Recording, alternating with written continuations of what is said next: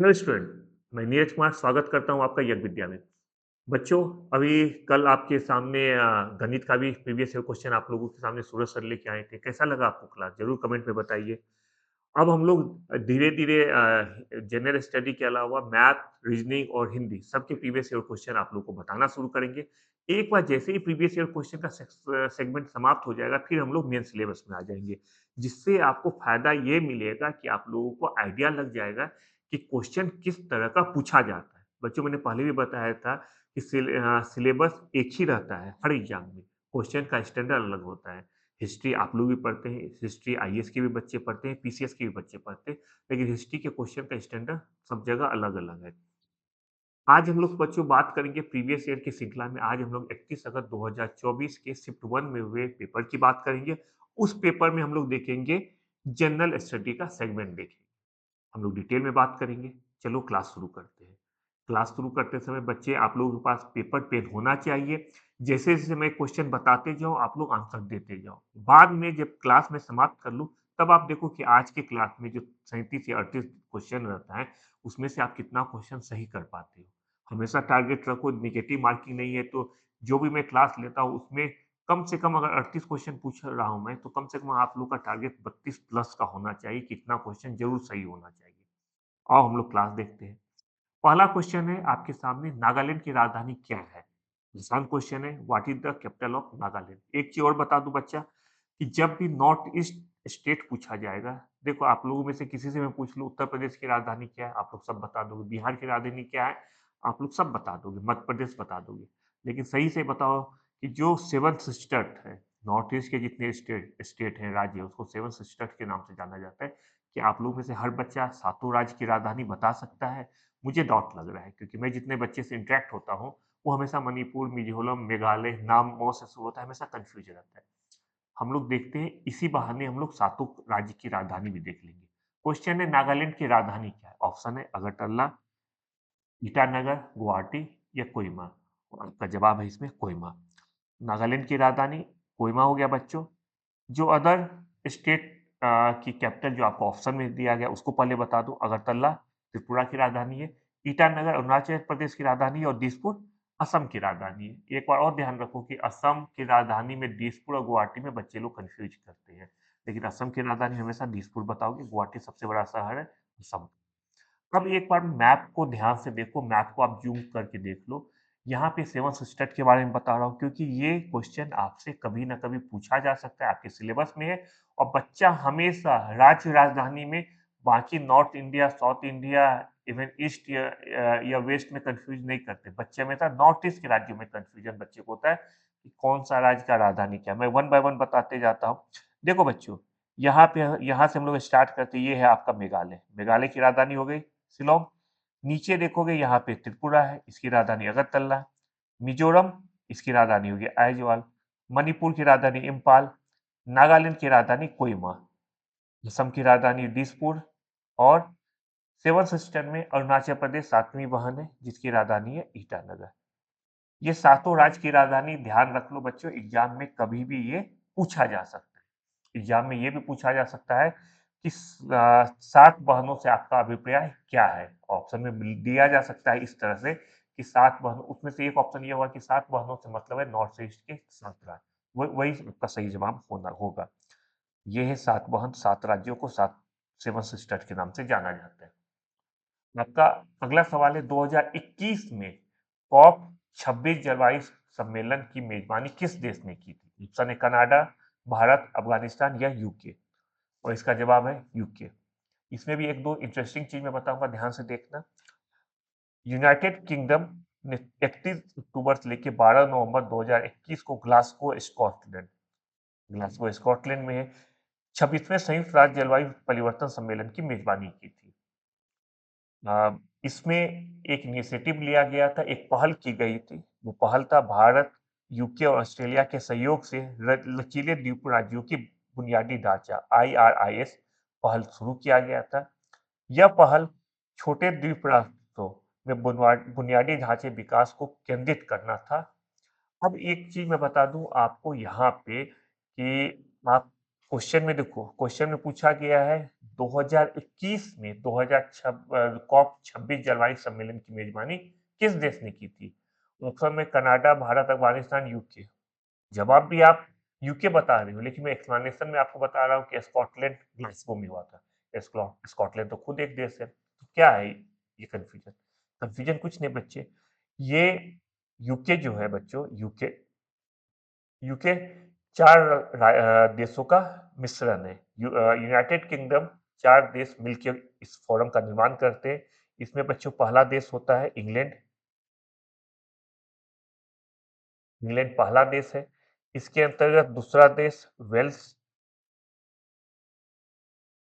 तीसरा देश बच्चों स्कॉटलैंड कहलाता है।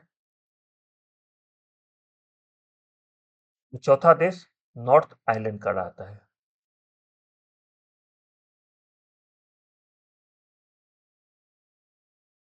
ये 4 देश मिलते हैं और चारों देश मिलके निर्माण करते हैं यूके का, अर्थात यूनाइटेड किंगडम का। तो अगर एग्जाम में आपसे पूछा जाता है यहाँ पे, फिर मैं दोबारा उसी क्वेश्चन में ले जाऊंगा। Canada, Bharat, Afghanistan, UK. हो सकता है यूके की जगह पे आपको स्कॉटलैंड भी पूछा जाए, तो आपको जवाब स्कॉटलैंड देना होगा। अगर यूके रहेगा तो आप यूके जवाब दोगे, क्योंकि यूके में चारों देश मिलके एक फोरम बनाते हैं जिसका नाम है यूनाइटेड किंगडम। कभी कभी बच्चे लोगों को कंफ्यूजन होता है कि नहीं यूके और ब्रिटेन एक ही है, लेकिन ये नहीं है, ब्रिटेन यूके का। क्लास आगे बढ़ाने से पहले आप लोग को बता दूं कि जो बच्चा चाहता है कि मेरे क्लास का नोट्स आपको मिल जाए, पीडीएफ के रूप में मिल जाए, तो आपको कुछ नहीं करना है, बस दिए गए टेलीग्राम चैनल का जो क्यूआर कोड दिया गया उसको स्कैन कीजिए। आप बस चंद सेकंड में आपको हमारे क्लास का पीडीएफ और नोट्स अवेलेबल हो जाएगा। हमारे व्हाट्सएप चैनल को ज्वाइन कीजिए। टेलीग्राम चैनल भी हमारा है। साथ ही साथ बच्चे, जो आप लोगों में से जितने बच्चे अभी तक यूट्यूब चैनल सब्सक्राइब नहीं किए, काइंडली उसे सब्सक्राइब करें और अपने जानने वाले को जरूर शेयर करें। ये जनरल स्टडी का क्लास है, जो आपके साथ साथ चाहे हाउसवाइफ हो या घर के बच्चे या बूढ़े हो, सबके लिए समान रूप से उपयोगी है।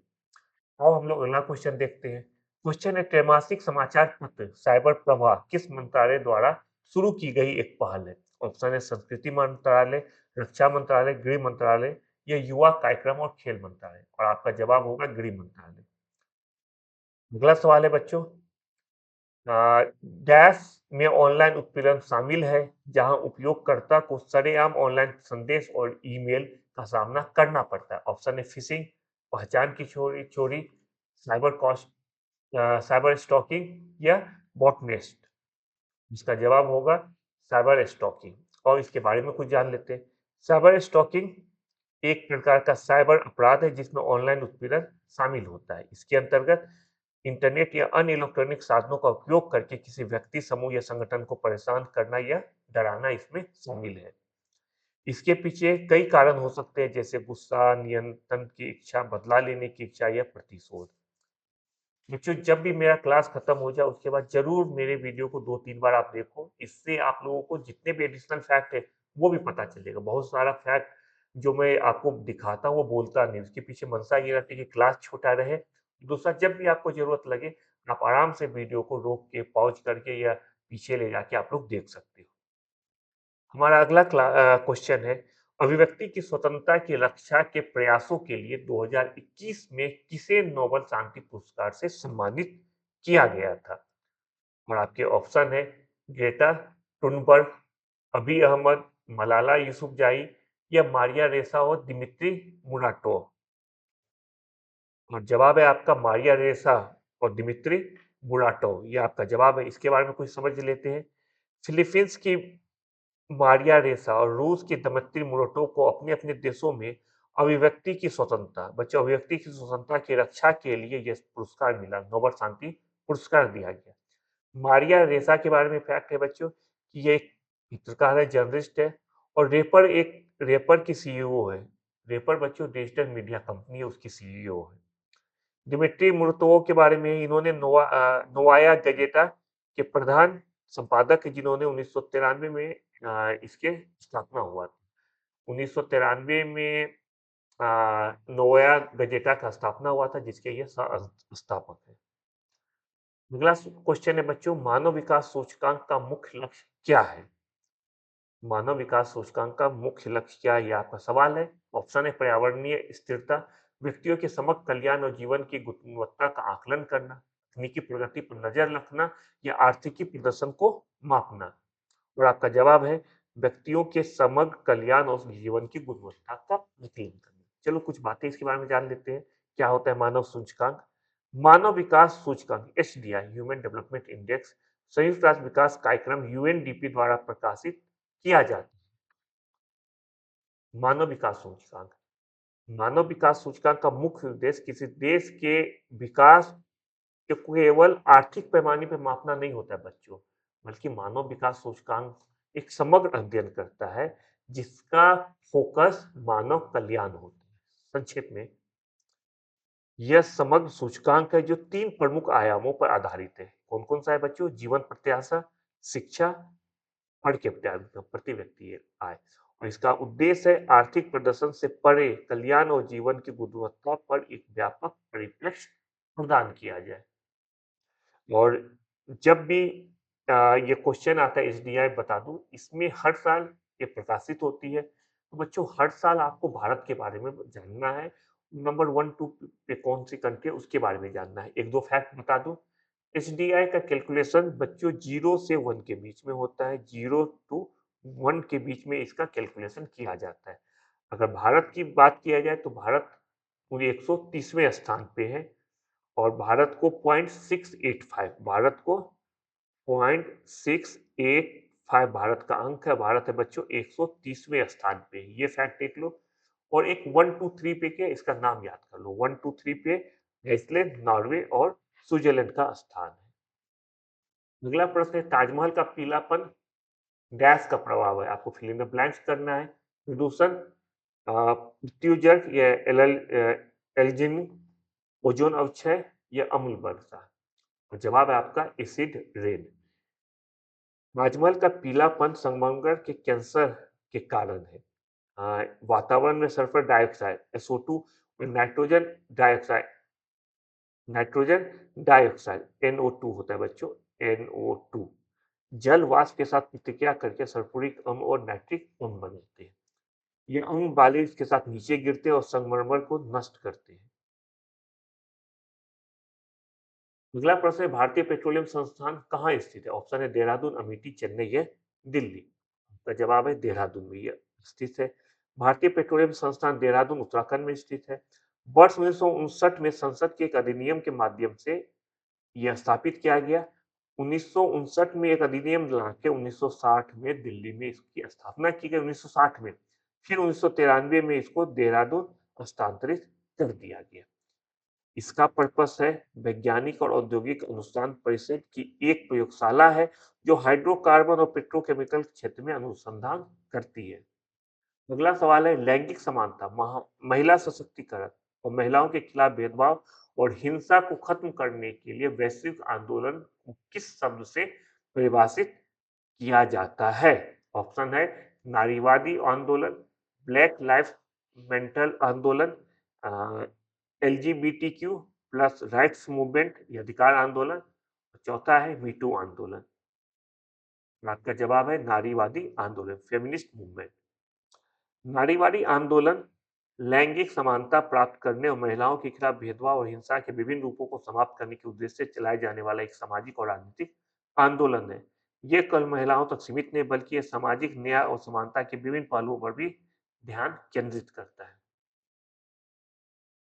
प्रसिद्ध भारतीय उपन्यास गोदान के लेखक कौन है ऑप्शन है अरुंधति राय मुंशी प्रेमचंद भारतीय नारायण या रविन्द्रनाथ टैगोर और आपका जवाब इसमें होगा बच्चों मुंशी प्रेमचंद गोदान मुंशी प्रेमचंद द्वारा 1936 में लिखा गया था यह हिंदी भाषा में था वैसे मुंशी प्रेमचंद के बारे में आपको बता दूं ये हिंदी और उर्दू के समान रूप से ज्ञाता थे गोदान में भारतीय ग्रामीण जीवन की कठिनाइयां शोषण गरीबी सामाजिक अन्याय और जातिगत भेदभाव को चित्रित किया गया है यह उपन्यास भारतीय किसान की आत्मकथा है इसमें किसानों का बच्चों बहुत अच्छे से वर्णन किया गया खासकर अब तो बच्चों किसानों की हालत बहुत जगह काफी अच्छा है आप लोग जैसे हरियाणा हो गए पंजाब हो गए इसमें इसमें यहाँ तो बहुत समृद्ध किसान रहते हैं लेकिन जब 1930-32 जो 1936 में ये उपन्यास लिखा गया उस समय अगर आप किसान की दशा देखते वो काफी दयनीय हुआ करता उस समय के किसानों की हालत पे इन्होंने ये एक नोवेल लिखा है गोदान बहुत ही जबरदस्त है आप लोगों को कभी भी मौका मिले जरूर पढ़िए एक लाइफ का एक नया ये लाइफ देखने का ही अंदाज देगा। इसके बारे में 1-2 चीज़ देख लेते हैं गोदान के बारे में कि इसमें मेन कैरेक्टर का नाम बच्चों होरी था। होरी गोदान का आप कह सकते हैं हीरो है या मेन कैरेक्टर है। प्रेमचंद हिंदी और उर्दू सामाजिक कथा साहित्य के अग्रदूत थे। उनका पहला कहानी संग्रह सोज-ए वतन 1908 में प्रकाशित हुआ। बच्चों इसको भी ध्यान रखो गोदान के साथ-साथ सोज-ए-वतन इनका पहला उपन्यास था जो 1908 में प्रकाशित हुआ। एक चीज़ और बता दूँ बहुत ही इंटरेस्टिंग फैक्ट है, शायद मुझे लगता है आप लोगों में से बहुत सारे बच्चों को नहीं पता होगा कि सोज-ए-वतन जो इनकी पहली उपन्यास थी बच्चों, आपको जान के आश्चर्य लगेगा कि वो इनका नाम प्रेमचंद लेकिन उन्होंने प्रेमचंद के नाम से ये किताब नहीं लिखा था। इन्होंने उसमें अपना नाम नवाब राय लिखा था। पर छद्म नाम कहा जाता है। बहुत साहित्यकार खासकर साहित्यकार के बारे में बताया गया है कि वो लोग अपना नाम बहुत जगह कुछ और नाम रख लिया करते थे, जिनको छद्म नाम कहा जाता है। इन्होंने उस समय जो पहला उपन्यास लिखा था, वो नवाब राय के नाम से लिखा था। अगला क्वेश्चन है 2016 के विमुद्रीकरण के दौरान भारत के वित्त मंत्री कौन थे? आपका ऑप्शन है अमित शाह, अरुण जेटली, नरेंद्र मोदी या निर्मला सीतारमण। जवाब आपका आसान है अरुण जेटली। 8 नवंबर 2000 को प्रधानमंत्री नरेंद्र मोदी ने महात्मा गांधी श्रृंखला के सभी 500 और 1000 रुपए के बैंक नोट के विमुद्रीकरण की घोषणा कर दी। उस समय वित्त मंत्री अरुण जेटली थे। उनका कार्यकाल 14 से लेकर 19 तक था। डॉक्टर उर्जित पटेल सितंबर 2016 से दिसंबर 2018 तक भारतीय रिजर्व बैंक के गवर्नर थे।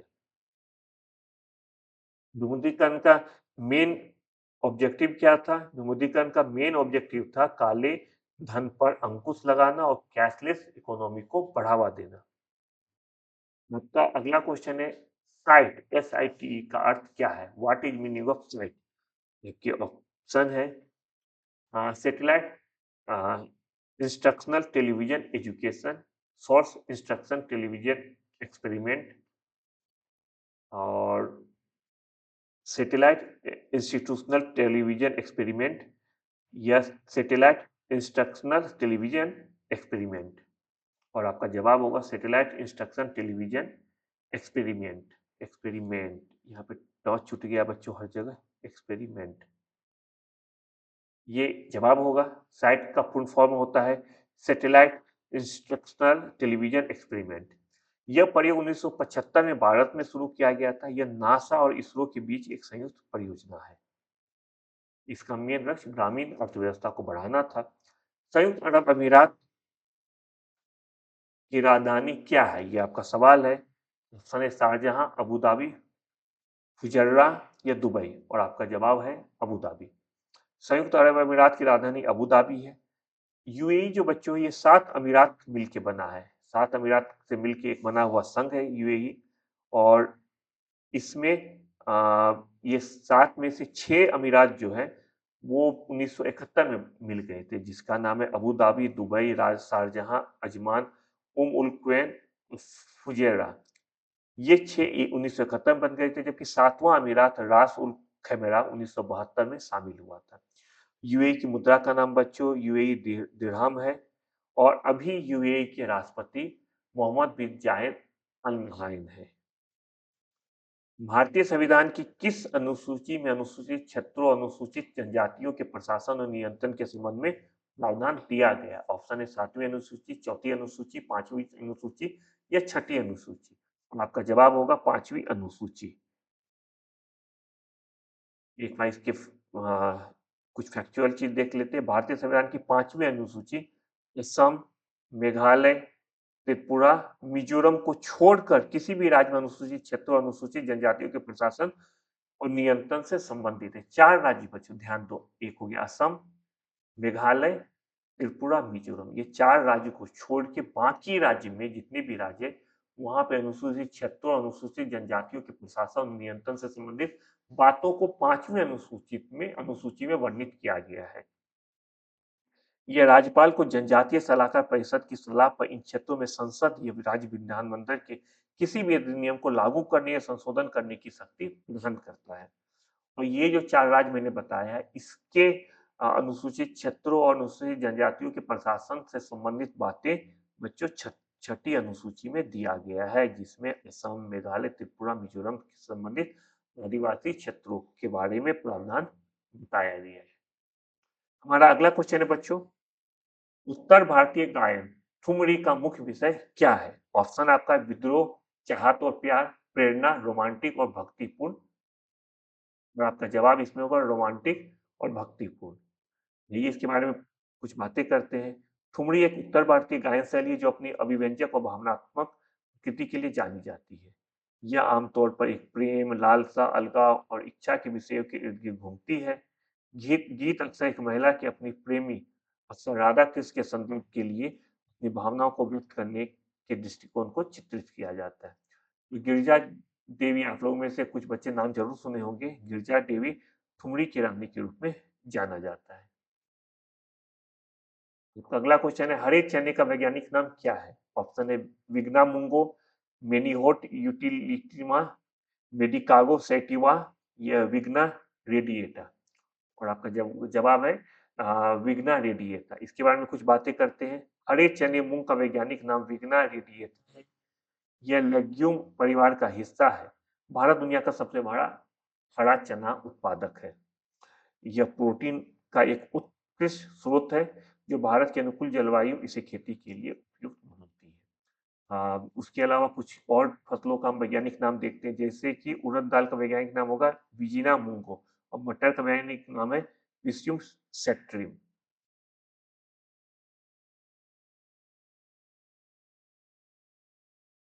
अगला प्रश्न है बच्चों, रेडियो एक्टिविटी की खोज का श्रेय किसे दिया जाता है? ऑप्शन है Ernest Rutherford, Henry Becquerel, Albert Einstein या मैरी क्यूरी, जिसे मैडम क्यूरी भी कहते हैं। और जवाब आपका है हेनरी बेकेरेल। फ्रेंच भौतिक विज्ञानी हेनरी बेकेरेल को रेडियोधर्मिता की खोज का श्रेय दिया जाता है। उन्होंने 1896 में यूरेनियम लवणों के गुणों का अध्ययन करते हुए यह महत्वपूर्ण खोज की, जिससे वैज्ञानिक अनुसंधान के एक नए क्षेत्र का द्वार खुल गया। रेडियोधर्मिता शब्द मैरी क्यूरी द्वारा लाया गया था। और एक फैक्ट देख लो बच्चों, 1903 का भौतिक का नोबेल प्राइज बच्चों हेनरी बेकरेल, पियरी क्यूरी और मैरी क्यूरी को संयुक्त रूप से दिया गया था। तो अगला क्वेश्चन है, कांगो घाटी किस महाद्वीप में पाई जाती है? ऑप्शन है उत्तरी अमेरिका, ऑस्ट्रेलिया, एशिया या अफ्रीका। और इसका जवाब होगा अफ्रीका। कांगो घाटी अफ्रीका में स्थित है। कांगो नदी पानी के बहाव के हिसाब से अमेजन के बाद दुनिया की दूसरी सबसे बड़ी नदी है। और एक इम्पोर्टेंट फैक्ट बच्चों यहाँ पे ध्यान दे दो, वो ये है कि कांगो नदी एकमात्र प्रमुख नदी है जो भूमध्य रेखा को 2 बार काटती है। अगर यहाँ आप देखोगे, इस मैप में देखोगे बच्चों, तो ये रिवर कांगो नद रिवर है। देखो एक बार यहाँ पे भूमध्य रेखा को काट रही है और एक यहाँ पे। तो आपको कमेंट बॉक्स में बताना है कि किस-किस देश से होकर भूमध्य रेखा गुजरती है। किस-किस देश से होकर का अफ्रीका में भूमध्य रेखा गुजरती है और किस-किस देश से होके अफ्रीका में कांगो नदी गुजरती है। उसको बताना होगा कि अफ्रीका महादेश में कौन-कौन से देश है जिससे होकर भूमध्य रेखा गुजरती है। अफ्रीका महादेश में कि किस देश से होके कांगो नदी गुजरती है। दोनों सवाल का जवाब बच्चों कमेंट बॉक्स में जरूर दो। उनका अगला सवाल है, मानवाधिकार किसके पास है? सब लोग, विद्यार्थियों, राज्य के प्रमुख या अपराधियों। उनका जवाब होगा सब लोग। ऑल ह्यूमन बीइंग के पास मानवाधिकार है। और मानवाधिकार 10 दिसंबर को मनाया जाता है। एक इम्पोर्टेंट फैक्ट है, मानवाधिकार का मतलब होता है सार्वभौमिक। ये सार्वभौमिक है। सार्वभौमिक का मतलब होता है यूनिवर्सल, जो सबके लिए हो। ये यूनिवर्सल है और सभी व्यक्तियों पर लागू होते हैं, चाहे उसकी राष्ट्रीयता, जाति, धर्म, लिंग, भाषा या कोई अन्य स्थिति कुछ भी हो। मानवाधिकार के मूल सिद्धांत सार्वभौमिकता, अविभाज्यता, समानता और भागीदारी है। भारतीय संविधान भी मौलिक अधिकार के रूप में इसकी गारंटी देता है। क्लास नोट्स के बारे में आपको रिमाइंड करा दूं बच्चों, जिन लोगों को क्लास नोट चाहिए, हमारे टेलीग्राम चैनल का क्यूआर कोड अभी आपके स्क्रीन पे है। इसे आप स्कैन करके हमारा फ्री में स्टडी मटेरियल ले सकते हैं। व्हाट्सएप चैनल पे जाके आप अपने सुझाव दे सकते हैं। हमारे चैनल को सब्सक्राइब कीजिए और बेल आइकन दबा दीजिए। हमारे चैनल को ज़्यादा से ज़्यादा बच्चों में शेयर कीजिए। अगला प्रश्न आपके सामने है, स्वर्ण क्रांति का संबंध किसके उत्पाद से है? स्वर्ण क्रांति, golden revolution is related to the production of what? Option है बागवानी और शहद, बहुमूल्य खनिज, दालें या जूट। और आपका जवाब है बागवानी और शहद है। भारत ने 1991 से 2003 की अवधि को स्वर्ण क्रांति माना जाता है। भारत में 1991 से लेकर 2003 की अवधि को स्वर्ण क्रांति के युग के रूप में जाना जाता है। इस क्रांति का संबंध बागवानी, शहद और फल उत्पादन, विशेषकर सेब से है।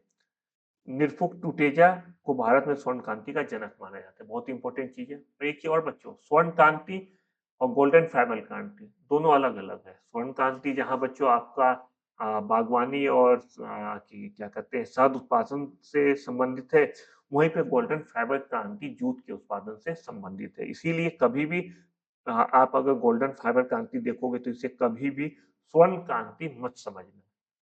अगला सवाल है साइबर सुरक्षा में एन्क्रिप्शन का उद्देश्य क्या है? ऑप्शन है अवांछित फाइलों को हटाना, भंडारण के लिए फाइलों को संपीड़ित करना, डेटा ट्रांसफर को तेज करना, अनधिकृत पहुंच को रोकने के लिए डेटा को कोडित रूप में कन्वर्ट करना। और आपका जवाब होगा अनाधिकृत पहुंच को रोकने के लिए डेटा को कोडित रूप में कन्वर्ट करना। अगला सवाल आपके सामने है कि संयुक्त राष्ट्र जनसंख्या कोष कोष का मुख्यालय कहाँ है? ऑप्शन है न्यूयॉर्क, वाशिंगटन डीसी, जेनेवा या अटलांटा। आपका जवाब है न्यूयॉर्क।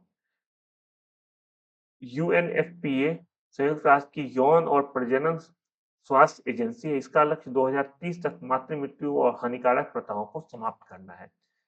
यूएनएफपीए की शुरुआत 1969 में जनसंख्या गतिविधियों के लिए संयुक्त राष्ट्र कोष के रूप में हुई थी। इसका मुख्यालय न्यूयॉर्क में है। और इसका आदर्श वाक्य बच्चों जान लो, इसका आदर्श वाक्य है सभी के लिए अधिकारों और विकल्प सुनिश्चित करना। वर्तमान में इसके हेड डीएनए कीटा है। डीएनए कीटा गिनी से संबंधित है, वो इनकी हेड है। किस वर्ष अपोलो 11 मिशन ने चंद्रमा पर मानव को सफलतापूर्वक उतारा? ऑप्शन 1972, 1969, 1970 या 1971। का जवाब होगा 1969। बहुत इंपॉर्टेंट क्वेश्चन है। अपोलो 11 संयुक्त राज्य अमेरिका द्वारा 16 जुलाई से 24 जुलाई 1969 तक संचालित एक अंतरिक्ष उड़ान था। इसके सदस्य नील आर्मस्ट्रांग, माइकल कॉलिंस और एडविन ई बीज एल्ड्रिन जूनियर थे। मिशन का संचालन नासा द्वारा किया गया था। मुख्यालय इसका कहाँ है? वाशिंगटन डीसी, यूएसए में। एक फैक्ट और देख लो कि नील आर्मस्ट्रांग चंद्रमा की सतह पर कदम रखने वाले पहले व्यक्ति थे और ईगल वो लूनर मॉड्यूल है जो चंद्रमा पर उतरा था। ये तो हो गया इसके बारे में। हम एक चीज और देख लो बच्चों, जैसे 16 जुलाई से 24 जुलाई का इसका समय है। इसमें 20 जुलाई को नील आर्मस्ट्रांग जो है वो चंद्रमा पे पहली बार उतरे थे। 20 जुलाई, ध्यान डेट याद रखो, जुलाई 20 जुलाई को उतरे थे और चहलकदमी किए थे। अगला सवाल आपके सामने है, विश्व के सबसे बुजुर्ग व्यक्ति का क्या नाम है जिनकी अप्रैल 2014 को 114 वर्ष की आयु में मृत्यु हो गई? और आपका ऑप्शन है यूजिनी बेल्चर, जॉन टिनिसवुड, जुआन विंसित पेरेज मोरा या यूकिनी चुगुजी। और आपका जवाब है जुआन विंसेंट पेरेज मोरा। गिनीज को वर्ल्ड रिकॉर्ड द्वारा दुनिया के सबसे बुजुर्ग व्यक्ति के रूप में पहचाने जाने वाले जुआन विंसेंट पेरेज मोरा 114 वर्ष की आयु से ठीक पहले इनका निधन हो गया था। उन्होंने अपनी लंबी आयु का श्रेय एक साधारण जीवन शैली, कड़ी मेहनत, जल्दी सोना, प्रतिदिन एक गिलास गुनगुना पानी पीना बताता है। उनके जीवन ने दुनिया भर के कई पुस्तकों को प्रेरित किया। अगला सवाल है, खिलजी वंश की स्थापना किसने की थी? ऑप्शन है बलबन, अलाउद्दीन खिलजी, कुतुबुद्दीन ऐबक या जलालुद्दीन खिलजी। तो देखो बच्चों, ऑप्शन से ही लग रहा है कि यह तो अलाउद्दीन खिलजी होगा कि यह जलालुद्दीन खिलजी होगा, क्योंकि बलबन, कुतुबुद्दीन ऐबक ये गुलाम वंश के थे। और इसमें जवाब आपका है जलालुद्दीन खिलजी। खिलजी राजवंश 1290 से लेकर 1320 ईस्वी की में थी। इसकी स्थापना जलालुद्दीन खिलजी ने 1290 में किए थे। 1996 में जलालुद्दीन की मृत्यु के बाद अलाउद्दीन खिलजी गद्दी पे बैठा। और जो शासक उसके बारे में यहाँ बता दूं, जलालुद्दीन खिलजी का समय है 1290 से 1296, अलाउद्दीन खिलजी 1296 से 1316, मुबारक खान 1316 से 20, खुसरो 1320 में। और अलाउद्दीन खिलजी अपने मार्केट रिफॉर्म के लिए जाने जाते हैं। इसने अपने बाजार सुधारों और मूल्य नियंत्रण प्रणाली के लिए प्रसिद्ध थे। अगला प्रश्न आपके सामने, विटामिन सी की कमी से कौन सा रोग होता है? ऑप्शन ए बेरी-बेरी, सूखा रोग, स्कर्वी या पेलंग्रा। और इसका जवाब है स्कर्वी। विटामिन सी की कमी से स्कर्वी रोग होता है। इसका लक्षण है मसूड़ों से खून आना। विटामिन बी वन की कमी से होता है बेरी-बेरी। विटामिन डी की कमी से रिकेट्स या सूखा रोग होता है बच्चों। विटामिन बी थ्री की कमी से पेलेग्रा। विटामिन ए की कमी से रतौंधी नामक बीमारी होती है।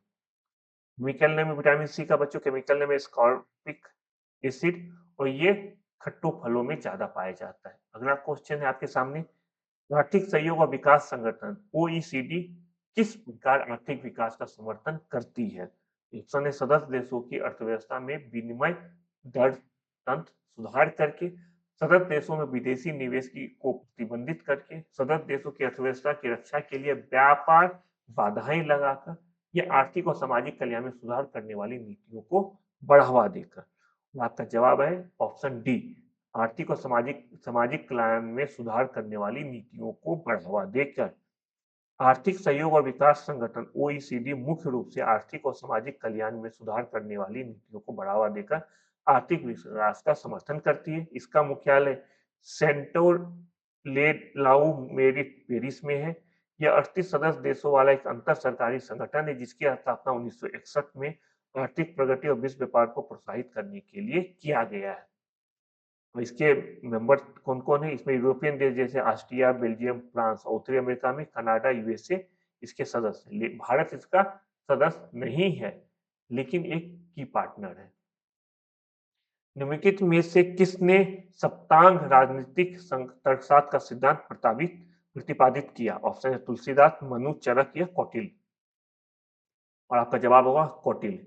ये क्या था बच्चों? चाणक्य जिन्हें कौटिल्य के नाम से जाना जाता है, इन्हें सप्तांग सिद्धांत के रूप में राज्य के 7 अंगों या तत्वों को चिह्नित किया। ये 7 अंग क्या-क्या है बच्चों? इसको एक बार आप लोग देख लो।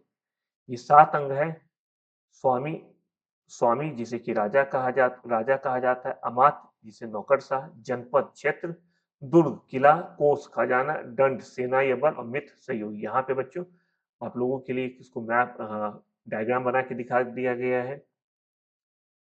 इनके बारे में 1-2 फैक्ट और देख लेते हैं कि कौटिल्य मौर्य साम्राज्य के संस्थापक चंद्रगुप्त मौर्य के शासनकाल में प्रधानमंत्री बने थे। उत्तर प्रदेश के उच्च सदन को क्या कहा जाता है? विधानमंडल, विधानसभा, विधान मंडली या विधान परिषद? और जवाब आपका है विधान परिषद। उत्तर प्रदेश विधान परिषद उत्तर प्रदेश के द्विसदनीय विधानमंडल का ऊपरी सदन है। हमेशा विधान परिषद चाहे उत्तर प्रदेश में हो या बिहार में, ये कुल 6 राज्यों में है। आपको मैं बाद में बताता हूँ। तो जिन राज्यों में विधानसभा विधान परिषद दोनों होता है, उसमें बच्चों विधान परिषद को उच्च सदन कहा जाता है। सिंपल ध्यान रखो इससे कि जैसे लोकसभा और राज्यसभा में राज्यसभा को उच्च सदन कहा जाता है, जहाँ पे बच्चे नॉमिनेट होते हैं उसको उच्च सदन कहा जाता है, और जहाँ पे इलेक्ट होते हैं उसको निम्न सदन कहा जाता है। तो विधानसभा में विधानसभा निम्न सदन हो गया और विधान परिषद उच्च सदन हो गया। यूपी में उत्तर प्रदेश में विधान परिषद की सदस्य संख्या 100 है, 100 है। अभी जैसे मैंने बताया कुल 6 राज्यों में बच्चों विधान परिषद है। एक बार नाम आप लोग ध्यान रखो, एग्जाम में पूछ सकता है। यूपी, बिहार, महाराष्ट्र, कर्नाटक, आंध्र प्रदेश और तेलंगाना। बच्चों ये 6 राज्य में भारत में आज के समय में, आज मतलब मैं फरवरी में वीडियो बना रहा हूँ, फरवरी 2006 तक भारत के ये 6 राज्यों में विधान परिषद है। आपका अगला क्वेश्चन है, निम्नलिखित में कौन सा कथन क्वांटम इंटेग्रलमेंट की अवधारणा का सबसे अच्छा वर्णन करता है? आपका ऑप्शन है, यह अपरमाणविक की कणों पर गुरुत्वीय तरंगों का प्रभाव है। ये ऐसी घटना है जिसमें कण इस प्रकार एक दूसरे से जुड़े रहते हैं कि एक कण की अवस्था दूसरे कण की अवस्था को तुरंत प्रभावित करती है, चाहे उनके बीच कितनी भी दूरी क्यों ना हो। सी ऑप्शन ये सैद्धांतिक ढांचा है जो प्रकाश की गति के निकट गति गति पर पहुंचने वाले कणों के व्यवहार की व्याख्या करता है। ये ऑप्शन डी है, यह वो प्रक्रिया है जिसके द्वारा कणों का अत्यंत उच्च तापमान तक गर्म किया जाता है। तो इसका जवाब है ऑप्शन बी। यह ऐसी घटना है जिसमें कण इस प्रकार एक दूसरे से जुड़े रहते हैं कि एक कण की अवस्था दूसरे कण की अवस्था को तुरंत प्रभावित करती है, चाहे उनके बीच की दूरी कितनी भी क्यों ना हो। अगला क्वेश्चन है, भारत में राज्य स्तर पर वैट किस वर्ष लागू हुआ है? ऑप्शन है 2006, 2011, 2015 या 2020। और आप जवाब है 2005। वैट वैल्यू एडेड टैक्स जिसे मूल्य वर्धित कर कहते हैं 1 अप्रैल 2005 से भारतीय कराधान प्रणाली में पेश किया गया था। यह एक ऐसा कर है जो आपूर्ति श्रृंखला के प्रत्येक स्तर पर वस्तुओं और सेवाओं से जुड़ा जाता है। भारत में वस्तु एवं सेवा कर 2017 पेश किया गया था जिसने वैट का जगह ले लिया था। 2005 में बच्चों वेट आया है और 2017 में जीएसटी आ गया जो वेट को रिप्लेस कर दिया है। आपका अगला सवाल है, निम्नलिखित में कौन सी भाषा भारतीय संविधान की 8वीं अनुसूची में शामिल नहीं है?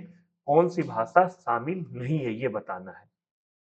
और इसमें ऑप्शन है उर्दू, अंग्रेजी, तमिल या संस्कृत। तो पहले तो बच्चों ये जान लो कि 8वीं अनुसूची में क्या रहता है। संविधान की 8वीं अनुसूची में भाषाओं के बारे में वर्णन किया गया है। कुल 22 भाषा इसमें शामिल है। इसके नाम है असमिया, बंगाली, गुजराती, हिंदी, कन्नड़, कश्मीरी, कोंकणी, मलयालम, मणिपुरी, मराठी, नेपाली, उड़िया, पंजाबी, संस्कृत, सिंधी, तमिल, तेलुगु, उर्दू, बोडो, संताली, मैथिली और डोगरी। और बच्चों ये 8 शेड्यूल की जितनी भी भाषाएं समय में इसमें परिवर्तन किया जाता है, खासकर इसमें जोड़ा जाता है। अभी तक तो किसी भाषा को हटाया नहीं गया, सिर्फ जोड़ा गया। जैसे जब ये लागू हुआ था, हमारा संविधान लागू हुआ था, उस समय शुरुआत में सिर्फ 14 भाषा इसके अंतर्गत आती थी। बाद में 21वीं संविधान संशोधन के द्वारा सिंधी भाषा को इसमें ऐड किया गया। 21वीं संविधान संशोधन 1967 में हुआ था।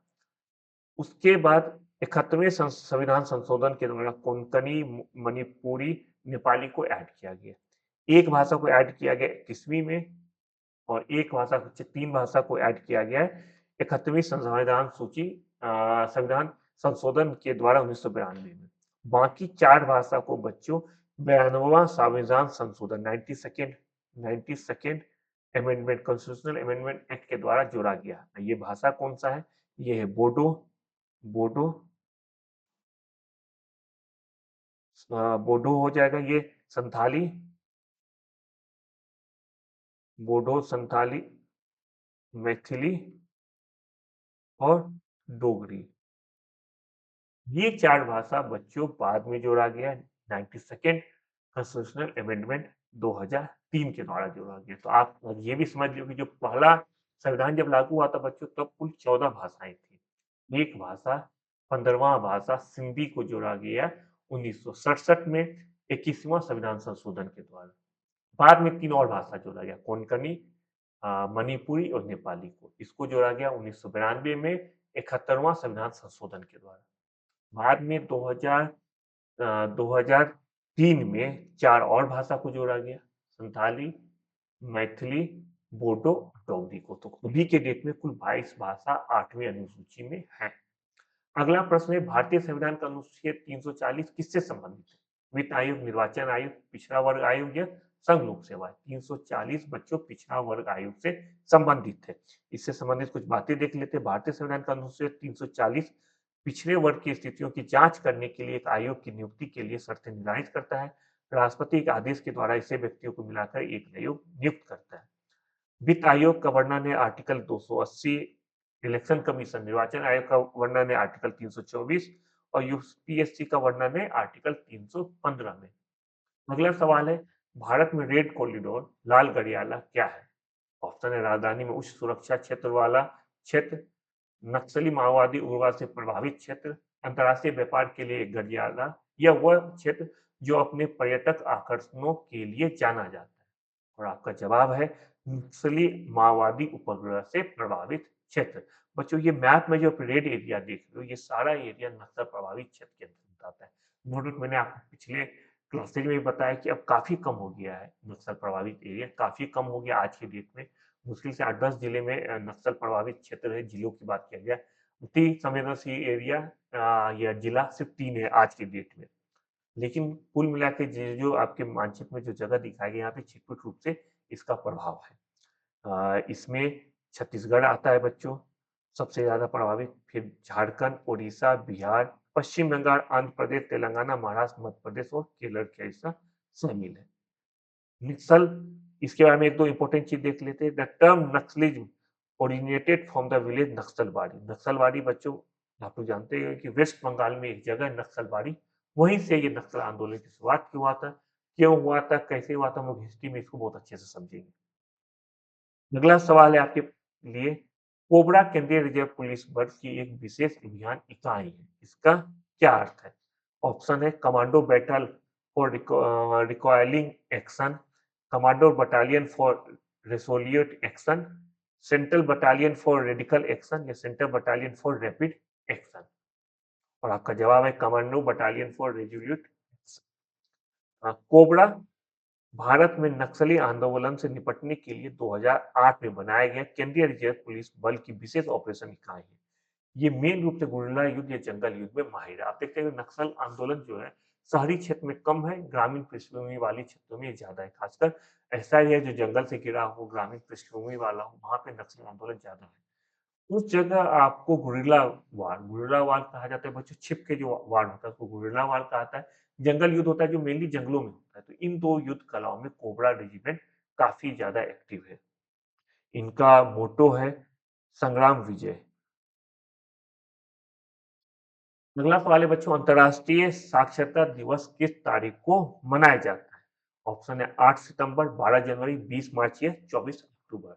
उसका जवाब है 8 सितंबर को अंतर्राष्ट्रीय साक्षरता दिवस के रूप में मनाया जाता है और पहली बार 1965 में यूनेस्को द्वारा इसकी घोषणा की गई थी। 1965 में बच्चों घोषणा किया गया था और 8 सितंबर 1967 में पहली बार मनाया गया। 65 में घोषणा हुआ, ध्यान दो, लेकिन पहली बार मनाया गया था 1967 में। यहाँ से भी आपको 2 तरह से क्वेश्चन पूछ सकता है। एक तो पूछ सकता है कि यूनेस्को द्वारा किस वर्ष अंतर्राष्ट्रीय साक्षरता दिवस के रूप में घोषणा किया गया था? तो 1965 में किया गया था और पहली बार यूनेस्को द्वारा कब इसे मनाया गया? तो 8 सितंबर 1967 मतलब 1967 में मनाया गया था। 2 फैक्ट इसके साथ जो है वो भी ध्यान दो, 12 जनवरी होता है बच्चों नेशनल यूथ डे, राष्ट्रीय युवा दिवस। 12 जनवरी राष्ट्रीय युवा दिवस क्यों मनाया जाता है? क्योंकि उस दिन स्वामी विवेकानंद का जन्म दिवस है। 24 अक्टूबर को यूनाइटेड नेशन डे मनाया जाता है। क्यों बच्चों? क्योंकि 24 अक्टूबर को यूनाइटेड नेशन का स्थापना किया गया था। हर डेट के पीछे कोई ना कोई कहानी होता है, कुछ ना कुछ लॉजिक होता है। अगर आप लॉजिक से समझोगे तो कभी नहीं भूलोगे। अगर याद कर लोगे, रट्टा मारोगे, तो विश्वास करो कि आज याद है, 10 दिन बाद हो सकता है भूल जाओ, लेकिन लॉजिकल से समझो। सिद्ध कृति तंत्रलोक के लेखक कौन है? ऑप्शन है भवभूति, वानभट्ट, अभिनव गुप्त या दंडी। तो जवाब आपका अभिनव गुप्त। मंत्रलोक की रचना हिंदू दर्शन के कश्मीर शैव संप्रदाय के लेखक और दार्शनिक अभिनव गुप्त ने की थी। इस कृति में 64 अद्वैत आगमों और तंत्र के विभिन्न संप्रदायों का विश्लेषण किया गया है। इसका अगला सवाल है आईएमएफ, अगला और लास्ट सवाल, आईएमएफ भुगतान संतुलन नियमावली के अनुसार वस्तुओं के आयात और निर्यात को डैश प्रस्तुत किया जाना चाहिए? ऑप्शन है एक्स वर्कर्स के आधार पे, CIF basis, FOB basis, FOR basis. और जवाब है आपका एफओबी के आधार पे। एफओबी क्या होता है उसको समझ लेते हैं। एफओबी होता है बच्चों कि मैं पहले इसे बता दूं फिर इसे सुनाता हूँ। निर्यात और आयात को एफबीओ, फ्री ऑन बोर्ड या राष्ट्रीय सीमाओं से परे परिवहन के लागत को छोड़कर दिखाया जाता है। आयात को आमतौर पर सीमा शुल्क द्वारा सीआईएफ लागत, बीमा और भाड़ा आधार पर दर्ज किया जाता है, लेकिन भुगतान संतुलन में एफओबी को प्राथमिकता दी जाती है। एफओबी के अंतर्गत बच्चों होता है कि मान लो कि हम कोई सामान कहीं भेजना है, तो भेजने वाले का जिम्मेदारी सिर्फ ये होगा कि वो सामान को लोड करवा दे, उसके बाद की जिम्मेदारी उसकी नहीं होगी। ये एफओबी में होता है। बच्चों, ये हमारा आज का क्लास था। उम्मीद करता हूँ कि आज का क्लास आपको अच्छा लगा होगा, पसंद आया होगा। आप लोग इस हमारे चैनल के साथ बने रहिए। जो अपने महत्वपूर्ण सुझाव है बिल्कुल हम तक दीजिए। हमारा चैनल यज्ञ विद्या, अगर आप में से अभी भी कोई बच्चा सब्सक्राइब नहीं किया तो प्लीज़, प्लीज़, प्लीज़ इसे सब्सक्राइब कीजिए। इसे ज़्यादा से ज़्यादा लोगों को शेयर कीजिए। हम लोग बहुत जल्दी एसएससी, यूपी, पीसीएस और दूसरे एग्ज़ाम का क्लास लेके बहुत जल्दी आपके सामने आने आने वाले हैं। जो बच्चा अभी तक हमारा फ्री स्टडी मटेरियल नहीं ले पाया है, वो कृपया करके टेलीग्राम चैनल को ज्वाइन करें और वहाँ से फ्री नोट डाउनलोड कर लें। व्हाट्सएप चैनल पे आप चाहें तो हमें अपने सुझाव दे सकते हैं, कमेंट कर सकते हैं कि आप लोग क्या चाहिए। हमारे ये ऐप यज्ञ विद्या को ज़रूर डाउनलोड कीजिए क्योंकि बहुत जल्द हम लोग इस पे मॉक टेस्ट शुरू करने वाले हैं। वेबसाइट हमारा है www.yagvidya.com, उस पे जाके मॉक टेस्ट दीजिए। हम लोग जितने सोशल नेटवर्किंग साइट है, इंस्टाग्राम, ट्विटर, सब पे अवेलेबल है। स्क्रीन पे जो नंबर दिया गया है 8178333895, उस पे आप कुछ भी चाहें तो पूछ सकते हैं, अपने सुझाव दे सकते हैं। और लास्ट में यही कहूँगा कि हमारे चैनल को सब्सक्राइब कीजिए। हमारा वीडियो इतने ध्यान से देखा इसके लिए बहुत बहुत धन्यवाद। अपना बहुत अच्छे से ख्याल रखिए। जल्दी मिलते हैं अगले वीडियो में। Bye bye.